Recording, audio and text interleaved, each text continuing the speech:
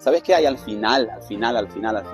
Según la enseñanza reveladora, la enseñanza interna de la Torá, está tu tierra prometida, tu tierra de Israel. Estar conectado a Israel es estar conectado a nuestra tierra donde yo estoy ahora, pero espiritualmente y profundamente es estar conectado a tu tierra prometida, que en ella hay solo leche y miel, hay solo frutas ricas y divinas, y podés vivir en este mundo un Edén real, un Gan Eden, un jardín de Edén, pero tuyo.